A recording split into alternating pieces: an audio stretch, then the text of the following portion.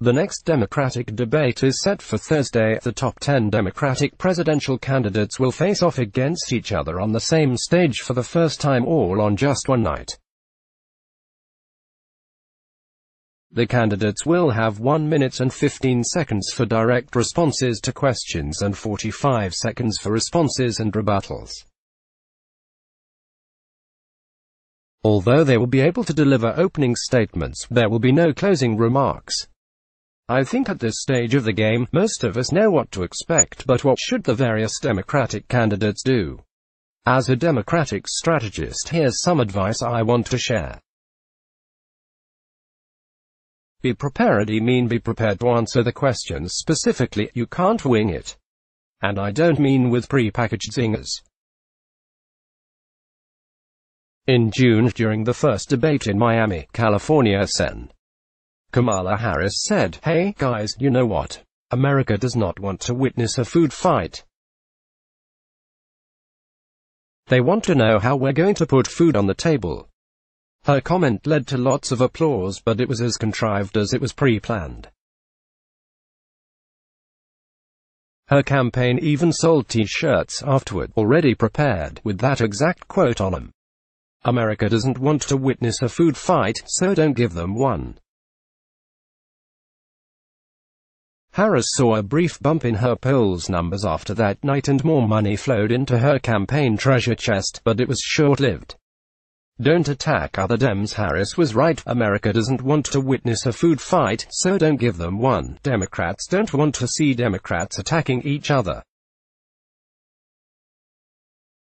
Harris, the first-term California senator, learned that the hard way when she attacked former Vice President Joe Biden on his busing policies from years back and practically painted him out to be a racist.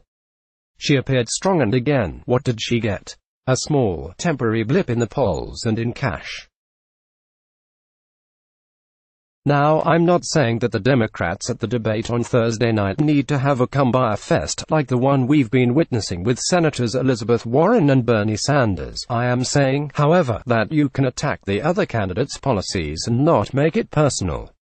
Remember in 2016 when Bernie Sanders and Hillary Clinton were all smiles and hugs? That didn't last long. But when the vitriol started to flow, the party started to form deep alliances and also deep divisions. And then, Democrats lost the election.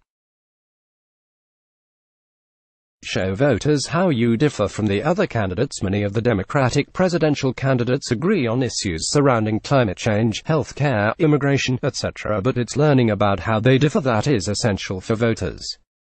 That's the kind of information they will need to decide who they want to represent the party.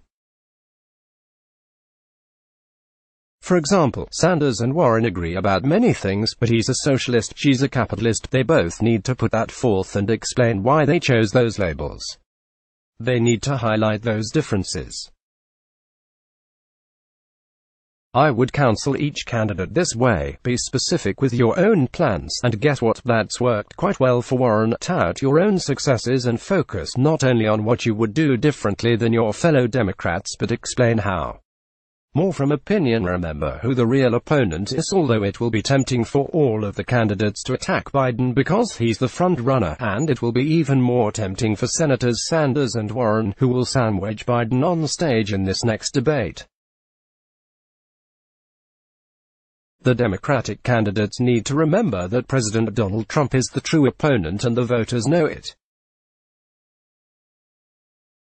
Recent polling shows that the majority of Democratic voters want a candidate who can beat Trump more than a candidate who shares their values.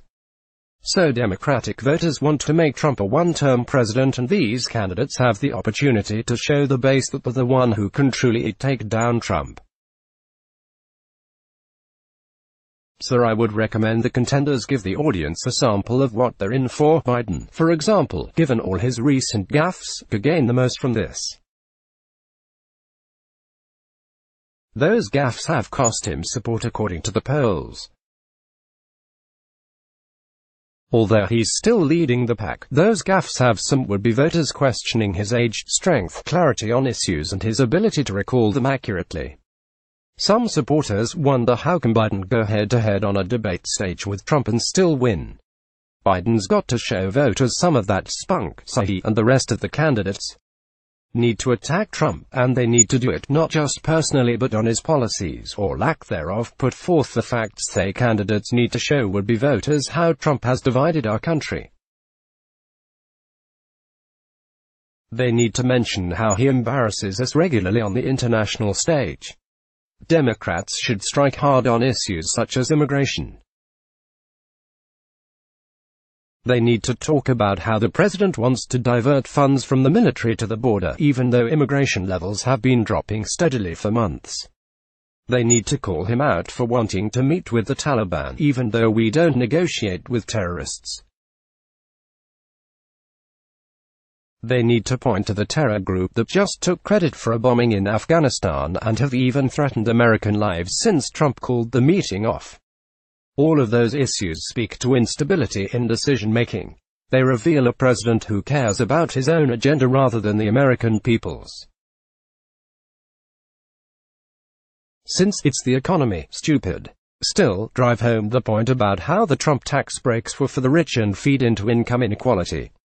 This is an issue that is popular among Democrats and did well for Democrats in the midterms.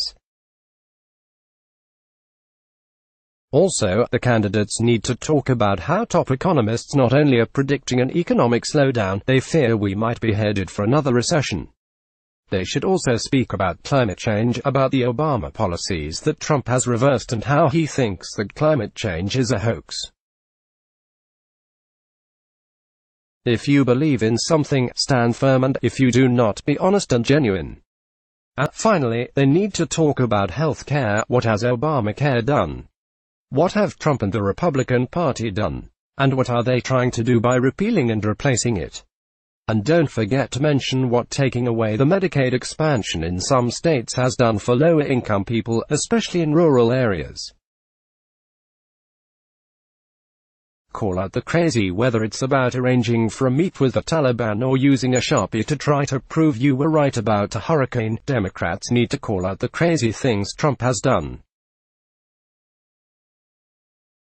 But even more, the candidates need to highlight why the president's behavior is dangerous. For example, how dangerous was it for people in Alabama to brace for a storm that was not coming their way? And what about the people who were truly in the path of the storm in the opposite direction? Use your common sense. The first piece of advice I gave to all of the candidates at the beginning of this column was to be prepared. It's common sense that if you're leading the pack in the polls, you're going to be attacked from all sides. Be ready for this and be ready to respond to it. Former Vice President Joe Biden better be prepared to defend any and all gaffes to nearly everyone on stage, but especially to the man and woman on his right and left, Bernie Sanders and Elizabeth Warren. And speaking of attacks, Warren should be prepared as well. If it was Harris' turn to be in the hot seat at the last debate, at this next debate it will be Warren's turn, especially after her surge in the polls this summer. Beto O'Rourke. Click here to get the opinion newsletter. Stand up for what you believe. Offends. Sanders talked about a $15 minimum wage or Medicare for all in 2016. It was radical, now essentially part of the Democratic Party's platform. Sanders was passionate about it. He really believed it. He didn't care who it upset or offended. He wasn't concerned about losing votes over it, and that's why he gained votes from it. Look at Julian Castro. After talking about decriminalizing border crossings, his name was searched in Google more times than in the entire history of his career. People might not have liked what he said, but people certainly knew who he was. Don't be a lemming. If you believe in something, stand firm, and if you do not, be honest and genuine. Don't be afraid to hold a more moderate position. Don't be afraid the far left will drown you out or vote you out. The majority of Democratic voters are moderates and centrists. Always keep this in mind. The primary is the appetizer. The general election is the main course. Click here to get the Fox News app. Democratic presidential candidates need to do their homework, be prepared to defend themselves, their remarks and decisions they've made throughout their careers on Thursday night. They need to show how much they differ from their counterparts and demonstrate why they would be the best candidate to take down Trump. If they follow my advice, they might get a bump in the polls, a few more checks, and who knows, maybe even wind up winning the nomination. Click here to read more from Leslie Marshall's blog. Ads. Why?